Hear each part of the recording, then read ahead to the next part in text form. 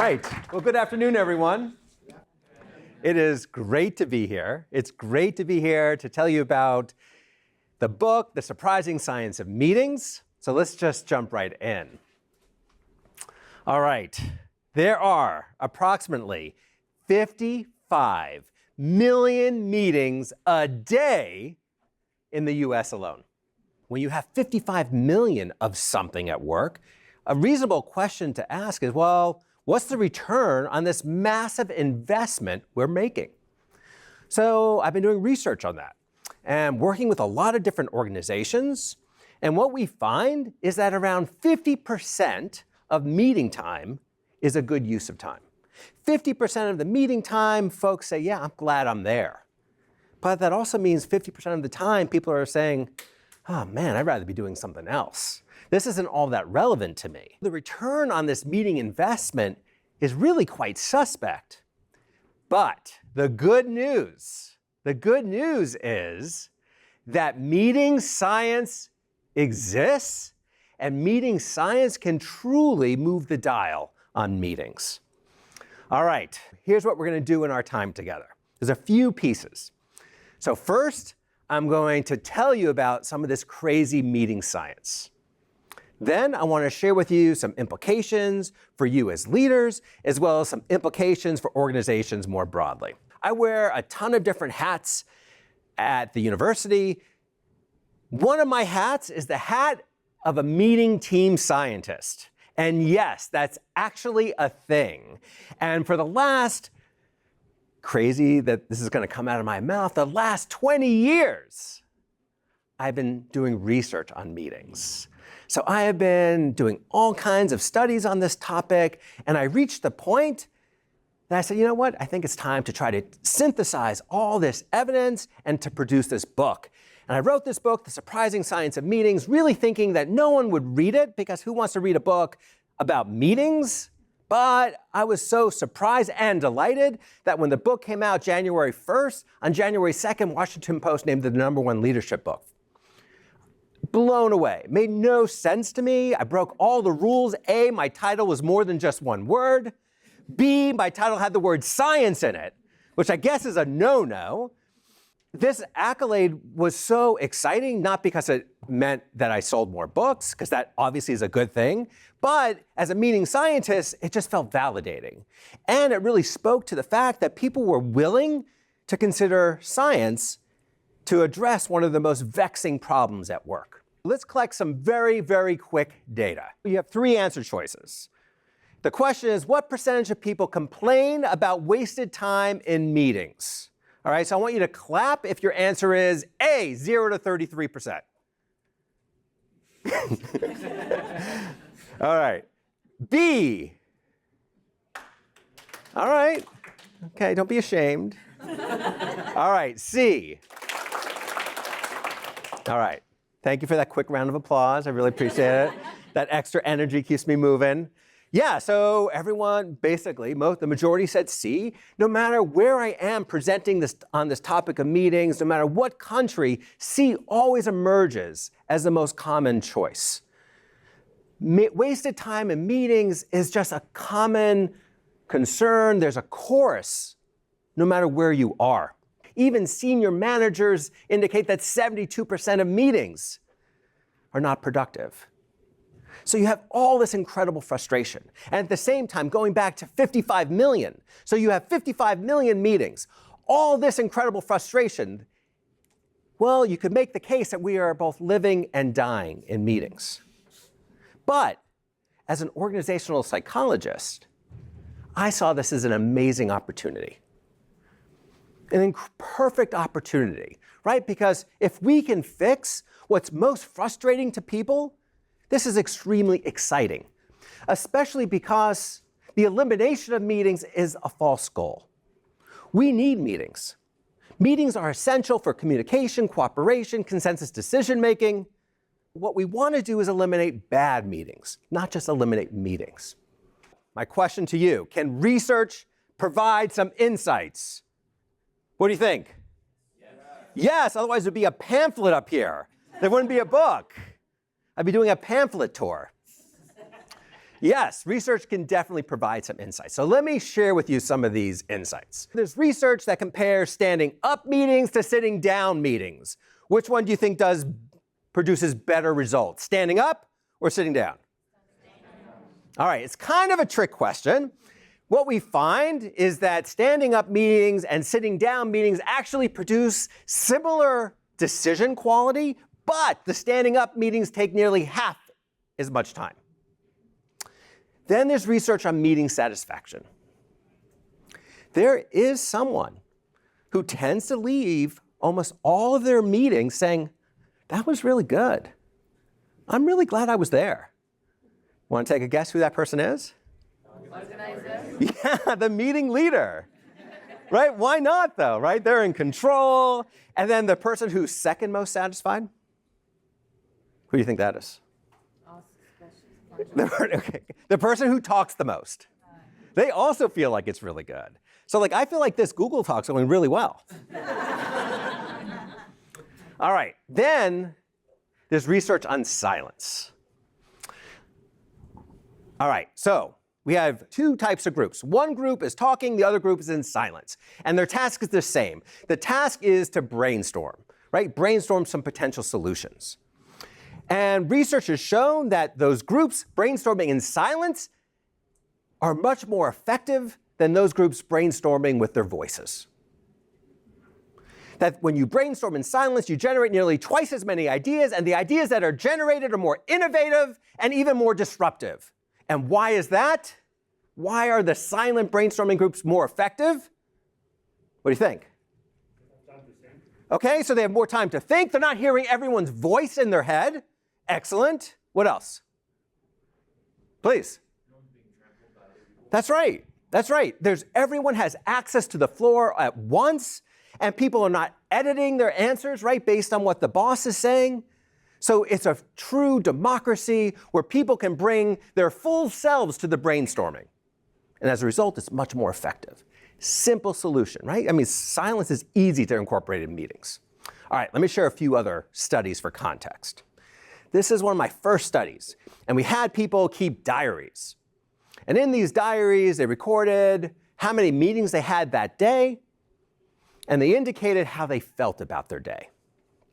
So they kept it for 5 days. And what we found was that in those days where you had lots and lots of meetings, people felt fatigued. They felt drained. But most concerning is they felt that they had more work yet to do. They didn't experience a sense of accomplishment. And these effects were most negative for your best performing employees. We find that around half of meetings start late. And what's the major reason why meetings start late? Other meetings. Other meetings. I mean, it's crazy when you stop and think about it. We organize our entire school system so that people have transitions to get to their next classes. But when it comes to organizations, all that good logic of transitions goes out the door. We don't build in transitions. And yet people often work in places that are very spread out. All right, we conducted an experiment on meeting lateness. And what we found is that when meetings started late, it actually had meaningful consequences. When meetings started late, the meetings did not produce as good of outcomes as those meetings that started on time. And the reason being, because we videotaped groups when they did start late, when groups started late, there was more frustration. People actually were meaner to one another. They weren't listening as intently. So there's this frustration that hurt kind of these constructive communication processes. One thing just as bad as starting late, beer, running over. So I Google, I can say that here. That's like a really good thing. Yeah, it was natural. So I Googled pictures of running over. They're not pretty. So I found that one. I felt like that worked pretty well. So yeah, when meetings run over, they're incredibly frustrating for people. Again, that shouldn't surprise us. You're breaking the contract, which is what that time period is. All right, final piece of science. And I think this perhaps the most important work. In this study, we asked people about the meeting practices of their supervisor. Right? So we try to identify how their boss leads meetings. And then we ask them about their engagement overall with the job. Not with the meeting, but overall with their job. So we want to see if how their boss runs meetings affects their engagement overall with the job. And engagement, as you all know, is extremely important. Engagement predicts performance, helping behavior, cooperation, all kinds of positive outcomes. And what we found was really important, that those leaders who were more judicious in the calling of meetings, right? They only called meetings when they truly had something important and relevant to those attendees. When those leaders who carefully managed time, starting on time and ending on time, and those leaders who created psychological safety in meetings, where there was true freedom of speech, when those leaders created those conditions, what we found was that employees reported more engagement overall with the jobs themselves. So while we often think about meetings as being places of drain, meetings can be places of gain when they're done well. The overall takeaway, in 2 words from this meeting science, is that meetings matter. Meetings truly matter. Too many organizations are just assuming that bad meetings are a way of life. And it doesn't have to be that way. But bad meetings have a tremendous cost. And it's a dollar cost. Right? We can cost every meeting based on the people's salaries. So bad meetings hurt innovation. Bad meetings waste time, ROI. And bad meetings even result in something called meeting recovery syndrome, MRS. Meeting recovery syndrome. And this is the idea that when we have a bad meeting, we just don't leave it at the door. It sticks with us. We ruminate. And we typically co-ruminate. We need to talk to someone else about it to make sense of how bad it was. But meetings done right are an incredible opportunity. And it truly is an opportunity for organizational leaders. So, who's responsible for making meetings better? Everyone, right? We all are. We all have a responsibility because we can find meetings that we lead. Now, I see you giggling. I don't know if it's giggling because you see a dog up there. All right. You ready for this? This is true surprising science of meetings. Wild African dogs actually have meetings. What? Wild African dogs actually have meetings. This research has been going on where they have video cameras watching these wild African dogs for 5 years. And what they find is that these dogs would come together before they moved to another hunting ground, and there was a voting process that took place using sneezes. And that when the majority of the dogs sneezed, then they moved to another hunting place. Crazy. And there's other species that have meetings as well. So yes, dogs don't get a pass. Dogs have to do better on their meetings too. Why not? All right, so I'm going to give you a quick taste, 6 tips for leaders to make meetings better. Now, when I first started talking about my book, I called this my top 6. And someone said to me, Stephen, you're an idiot. It wasn't family, it was someone else. Says, you're an idiot because if you say it's your top 6, then no one's going to buy your book because they're going to get the top 6. So I no longer do that. Instead, what I do is I randomly selected 6 tips out of the 2 million that are in your book. And I did this last night. I don't even know what tips showed up. So let's see what the 6 randomly selected tips are. So I'm going to learn them at the same time as you are. So let's take a look. All right, number 1, mindset. So our research suggests that those leaders who are particularly good at leading meetings actually have something in common.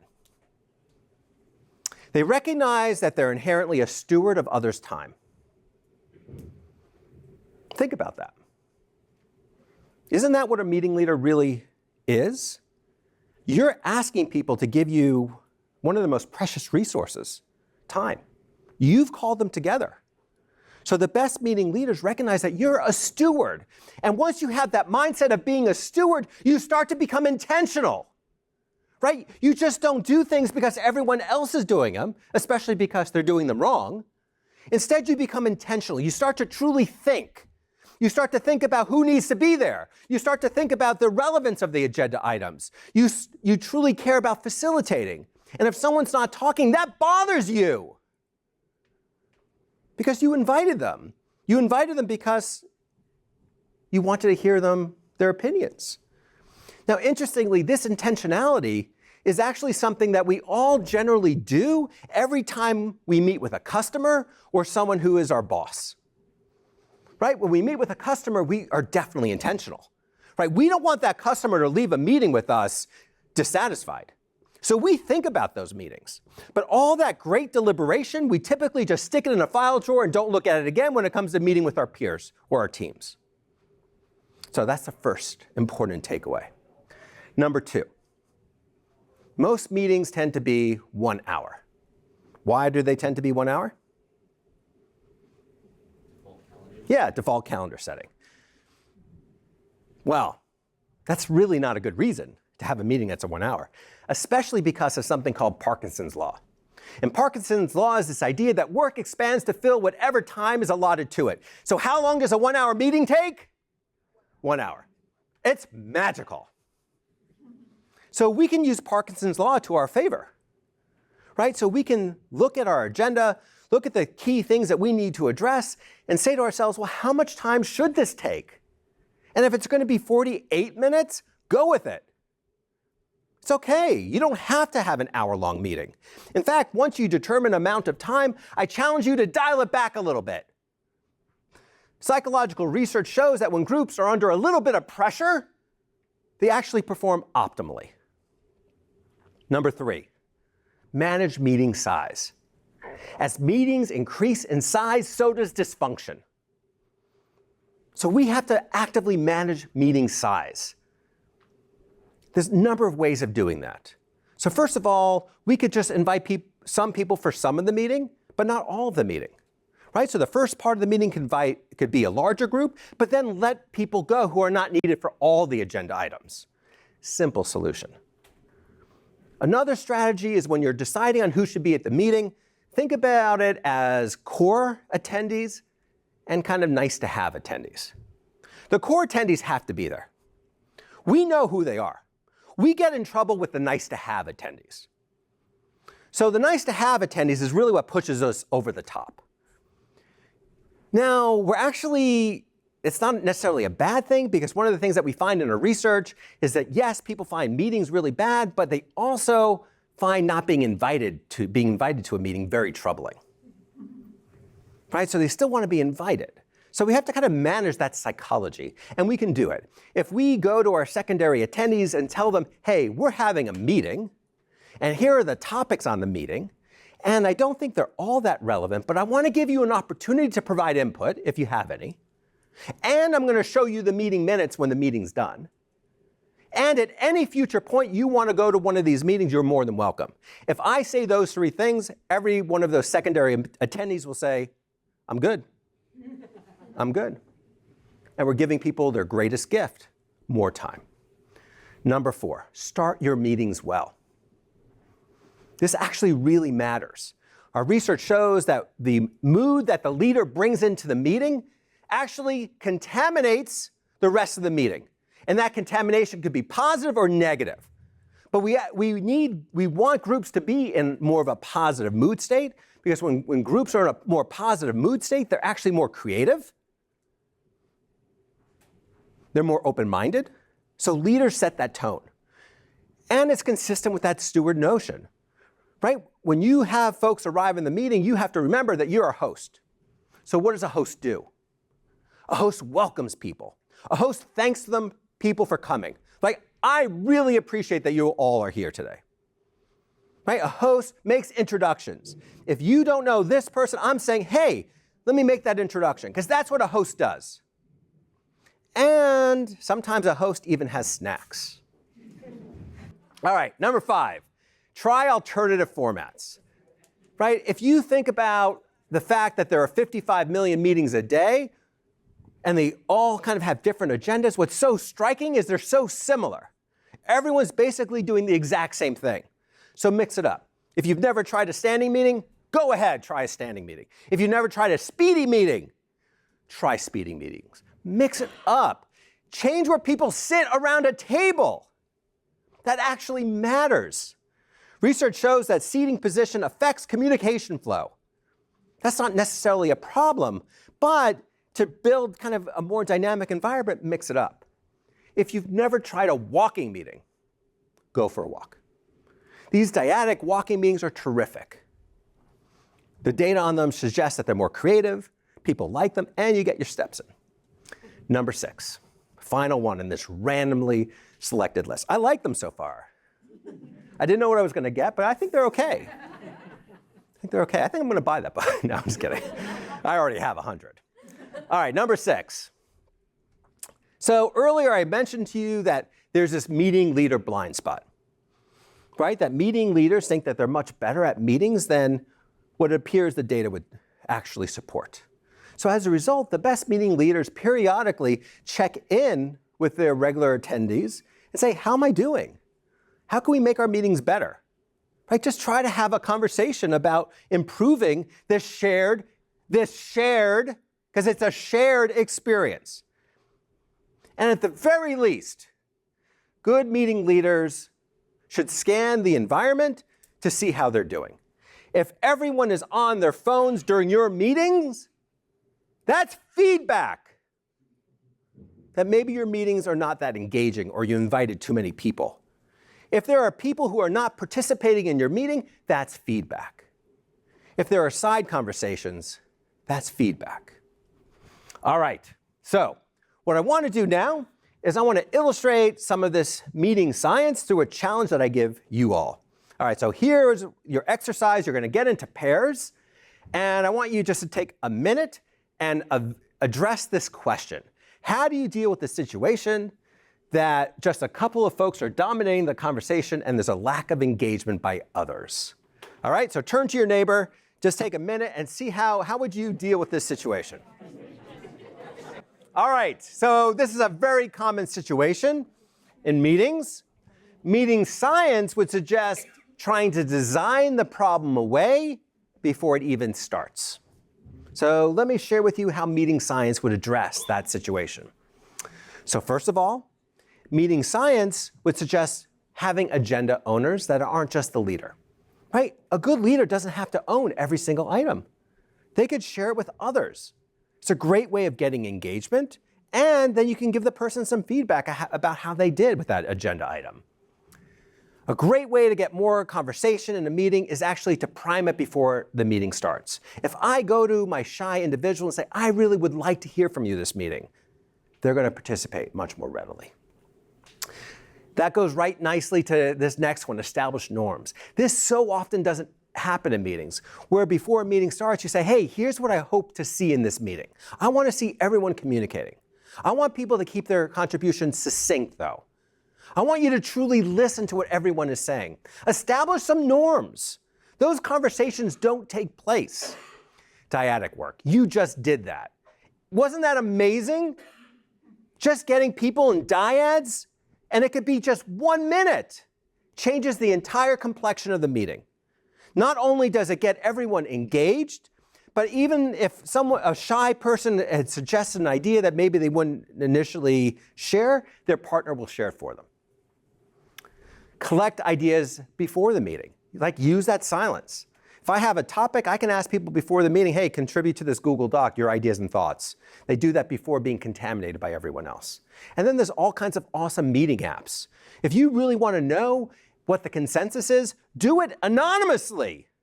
Let people vote on their phones. All right, Amazon.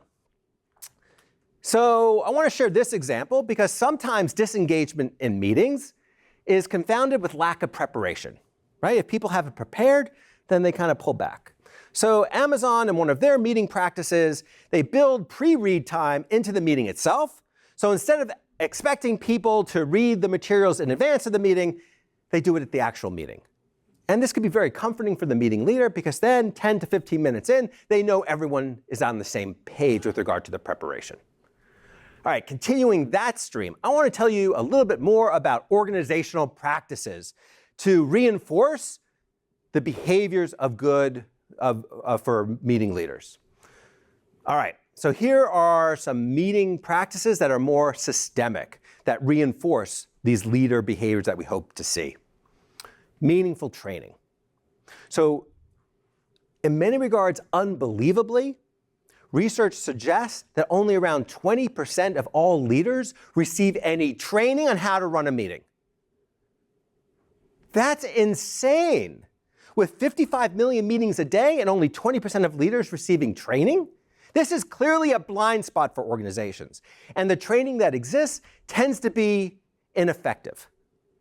It tends to be tactics-based. It tells leaders, do this and your meetings will be better. The research doesn't support that. Here's the example. So most meeting training will say, good leaders always have agendas. Do you know the research on agendas is highly equivocal? Having an agenda in of itself doesn't do anything for meeting effectiveness. But if you step back and reflect, that shouldn't surprise you. First of all, nearly 50% of agendas are recycled. Next, what's more important is not having an agenda, but what's on the agenda. Is it meaningful for the people that are there? And what's even more important is how did you facilitate conversation around those items? So those are more dynamic traits. So having an agenda is not going to be the answer in of itself. It has to be packaged with more meaningful change. All right, while I'm talking about agendas, does anyone want an agenda bonus tip? Do you? Okay, one person. I'm going to get a small group. All right, I got enough people. Agenda bonus tip. So most agendas are organized by topics.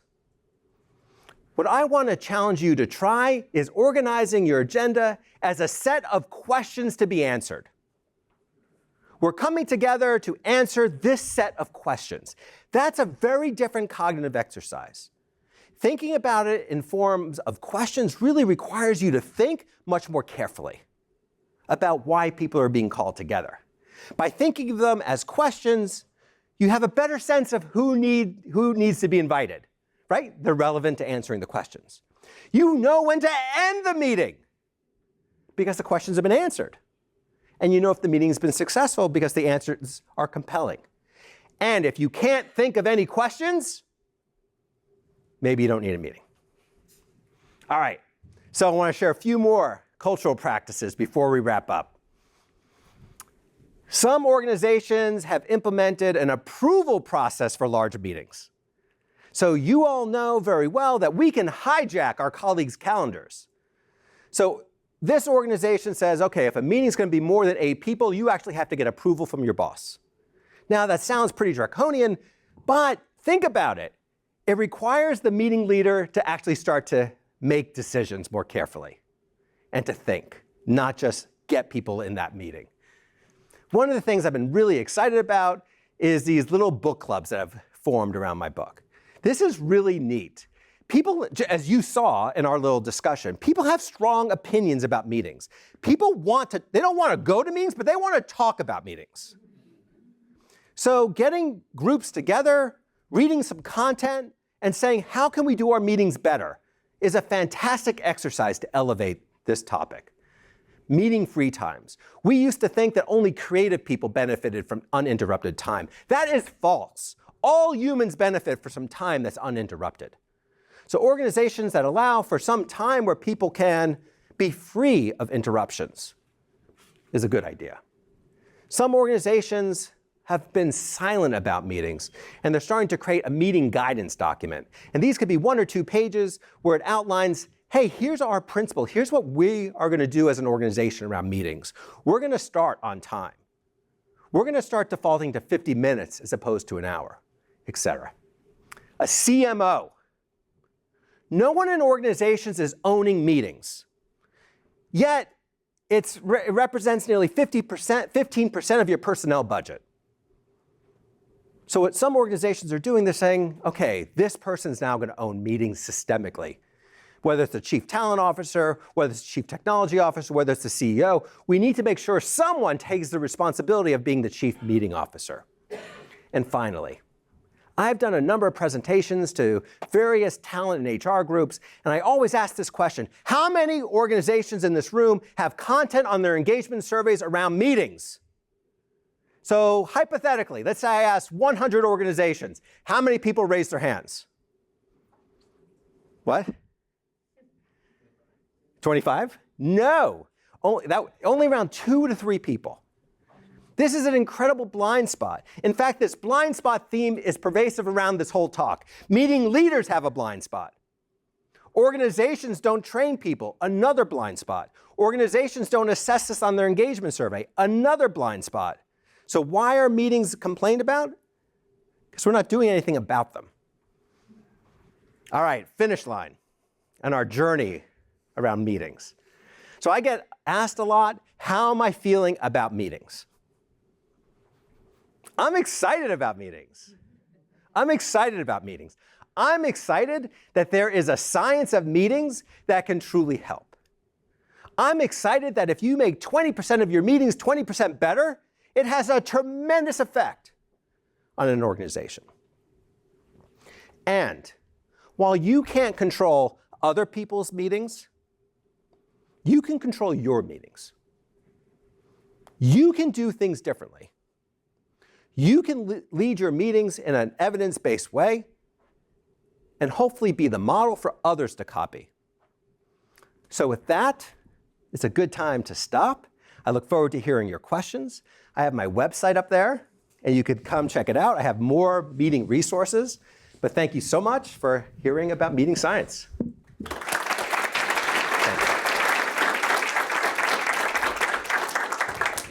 We have a normal, I think, a calendar default to start meetings at the top of the hour, 30 minutes past.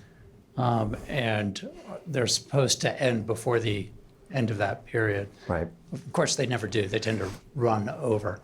Would it actually be better to set a meeting default in an organizational calendar to have meetings start 5 or 10 minutes past the hour and then end on time? Because they will. Yeah, exactly. I love that approach. Yeah. I absolutely love that idea. So there are organizations that have been playing with starting meetings at odd starting times, right? Because a meeting doesn't have to start at an even time. Right. So they start like staff meetings at 10:18. People find it really curious, right? Like, oh, wow, what's going on here? I'm really glad I'm going to be there because that sounds like a meeting I want to be at. So, I mean, it goes back to the comment I made earlier that with 55 million meetings and they're all basically looking and feeling the same, right? We can change that up. It's awesome. Good idea. Great talk. Thank you. Oh, you're welcome. I have 2 questions. So it sounded like the first section, you described a lot of things managers could do, right, or meeting leaders could do to make meetings better. Are there things that we as non-managers can do to make meetings better, and what would that look like? And then the second question was... Well, let me answer the first one, because my memory is so short-term, like I'll forget. So let me answer that first one. So that's a great question, and I get asked that a lot, and I don't have a good answer. Meeting participants relinquish power when they walk in that room. They have very little control. They've given it to the meeting leader, which is why I'm so passionate around this topic, because I want meeting leaders to recognize what they're being asked to do and how much power they have. So what can participants do? So participants obviously can lead their meetings. You can find some meeting that you lead and do it well, although that can backfire. Actually, we had a family meeting, and my daughter turned to me and said, "Dad, you're not being a good steward of others' time." I'm not even kidding you. And that broke my heart. So you can find meetings that you can do better, but you can also do some shadow facilitation. So what that looks like is you could say, "Hey, Shahar, I haven't heard from you. I'd love to hear your thoughts too," right? So you can kind of help bring other people into the conversation, and that could be really useful. Makes sense. Good. And I think one of the first points you raised was intentionality. Yes. Can you say a little bit more about that? What does a good intention for a meeting look like? So what I want is a meeting leader to say, okay, I'm having a meeting. I need to give this at least a few minutes of thought. I need to think about how I'm going to run this meeting. What story am I telling, right? How should I order my agenda items? What alternative strategies should I do to get people more involved and engaged? How maybe can I leverage silence? I just want a meeting leader to take 3 minutes and think. It doesn't take much time. I just want them to not get into all these meeting habits, never questioning them. So just take a few minutes and reflect. So my question is around these kind of larger team meetings that are often structured as like update meetings, right? So at a place like Google, where teams are very large and sometimes spread out, we have these regular update meetings that are often meant to not just update on work other teams are doing, but also to kind of create a sense of community where people are spread out and don't get to speak often. How, or do you have any tips or a point of view on making those effective and engaging? Because what happens is work is often sent out via email, but people don't read it, or they're just busy because they're in meetings all day. And there's this weird balance of making sure these meetings are purposeful and engaging, but also just necessary to keep kind of team cohesiveness. Those are tricky. What I would say that there are a number of ways of doing them that perhaps could be helpful. So first of all, when people are doing updates, the updates can be done in 30 seconds. Don't give people unlimited time because they take it, right? Their own personal Parkinson's law. So we can make it a fun game. We can say you have 30 seconds to give an update. Well, that could actually make it funny to see, and you could put a timer up, right? So that's a way of kind of doing it. Another practice, and this is something very common at Twitter, where they will do their update meeting in silence for the first part. So what they would do is they have a Google Doc, and they would show all the various individuals, and they take the first part of the meeting, everyone would type in their update in real time. So everyone is seeing the update emerge, and people start commenting on it as other people's updates. They start making integrations. It's really dynamic and fun. So we often think of silence as not being interactive and engaging and dynamic, but I can promise you, once you start playing with silence, you won't want to stop. So that's a second technique, and that could really work really well.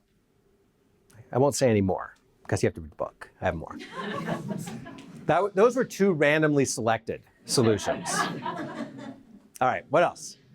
This is a pure curious question, but given your 20 years of research and wild African dogs aside, what is your own most interesting finding that you're most surprised by in your research?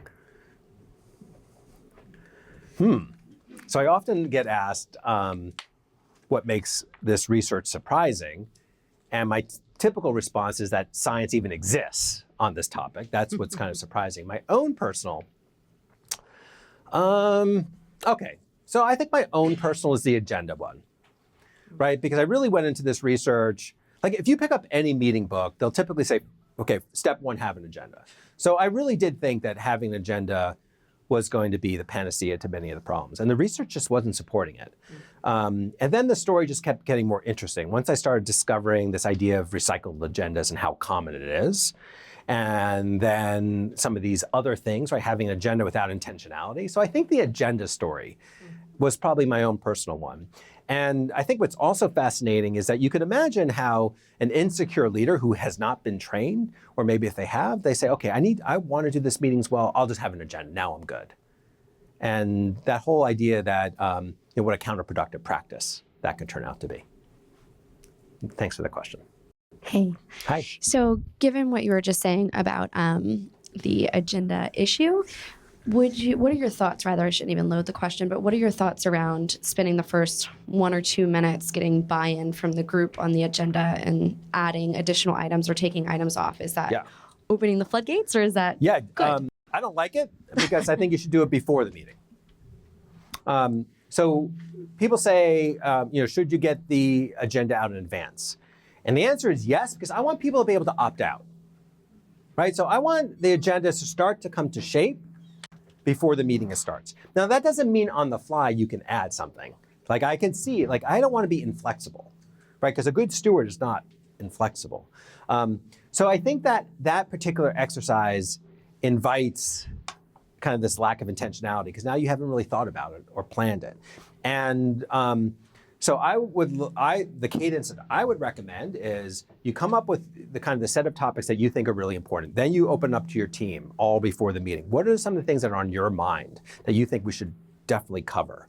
And then you kind of bring that together. That's your job. And if things are equal, go with the employee provided issue, right? Because that's really important. It's a great way of building engagement and inclusion. So I like you being in that role, being purposeful and thoughtful before the meeting starts. Great question. Comparing reoccurring meetings to one-off meetings, how would you, how much of your research was reoccurring weekly meetings versus we have to have a meeting now? Cool question. Thank you. So my research has covered all those types. And I know we haven't really talked about virtual meetings, but I cover that in the book too. And basically, the regular versus the one-off, the keys to success are identical. The one-off, though, there's a few things that I think are particularly helpful. First of all, with the one-off, you want to make sure you establish norms, right? Because typically that doesn't happen. So making sure that everyone's kind of on the same page about what we're hoping to, how we want to run this meeting. Then the flip side of that is the regular occurring meeting are more ripe for evaluation. Any regular occurring meeting should be examined every 3 months. And now I'm not talking about some crazy survey. I'm just asking about what's going well, what's going not so well, what can we do differently? Like I'm asking for something that takes 2 minutes, but I want that level of engagement around the topic. My follow-up to that is, was there any analysis of the long-term productivity of regular meetings that maybe aren't in that 30-minute slot, are not considered successful, but the accumulation of those meetings over a period of time create something greater than, was there any analysis of that? Does that make sense, what I'm asking? I don't think I'm fully following. So it's this idea that just each individual meeting might not be that good, but as a collective? Yes, like the snowball effect of everyone getting together. Right. Maybe not necessarily walking out from that meeting feeling like it was perfect or totally worth their time, but something happened in that meeting that will then influence the rest of the day, the rest of the product. Sure. So if a meeting is 30 minutes and a person leaves saying, I got 2 good nuggets out of that, I do not think that was a successful meeting. I'm glad they got those 2 nuggets, but I still feel like the ratio of good time to wasted time is too high. I think you can have your cake and eat it too. I think that's the bottom line for me. Like, we can use this science and get 80% of meeting time effective, not 100%, because everyone's different and in a different place. So I think we can raise the bar. I think so many organizations have lowered the bar so much. I got 2 good pieces out of it. That's just not enough. We're too busy to be satisfied with just 2 pieces. Do you have any thoughts or suggestions on the best time to hold a meeting, being both within the week and within the day? So I don't have strong data on that topic. I have anecdotal data. I actually have a doctoral student who's working on a project that will help speak to that. So what we seem to find in our interviews is that meetings on Friday afternoons are not welcome. Meetings first thing in the mornings tend to be pushed against, right? Because people want to ramp up. They want to be able to start their day with some control.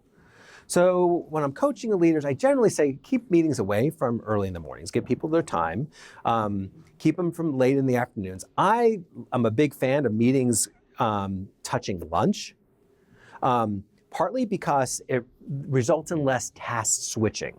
So one of the things that if people are constantly asked to switch tasks throughout a day, it can kind of be experienced like we do interruptions, and it takes people out of their flow. But lunch is a natural break. So if I have a meeting before that or after that, then I'm not asking people to task switch. So those to me are the perfect prime times. Have you looked at the spiritual dimension of meetings? For example, when I observe the church meetings and the community of faith meetings, they always begin with a prayer. Yeah. I think that's very good because it brings a peace and harmony to the room. But obviously, in a company setting, we cannot openly pray before the meeting. How about like doing a silent prayer? I think that's going to be useful. I wonder whether you have done any research into that. So I'm going to get at your question from some different directions. So, and it goes back to kind of what we just talked about, where meetings are often experienced like interruptions. And as a result, people often enter into meetings in kind of a not great mental state, right? They were doing another task and now they're being asked to do something else. And so this idea of trying to create separation, right? Separation from what you currently are doing with what you're doing now. And so what as a leader can you do to help bridge that separation so that people are glad that they are there? You know, depending on the organization and their values and their goals, I think they have lots of different options. So have I heard of groups doing kind of a silent meditation before they start? I have. And in some cultures that could work. I wouldn't say it's for everyone, but for some it can work, depending on your relationship with your team. But there's other things you can do, right? There's other things that we can do to create separation. So here's another example. You could have music on. People could walk into the conference room and there could be blasting music. And then when the meeting starts, you turn the music off. That's really interesting. When people walk in and they hear like a good song, I mean, that actually changes your affect. So music can be leveraged. The same thing with putting people name placards. So as I mentioned earlier, people sit in the same seats. Well, take each of your attendees, put them on a name placard, and randomly move it around. So people have to find their name placard. That can create presence. Having a snack can create presence. So I think the conclusion to me is that there's a lot of different ways to help bridge that separation, and what you described could be one that could work quite well for some organizations. Thank you. Thank you so much for being here. If we can give him one more round of applause. Thank you.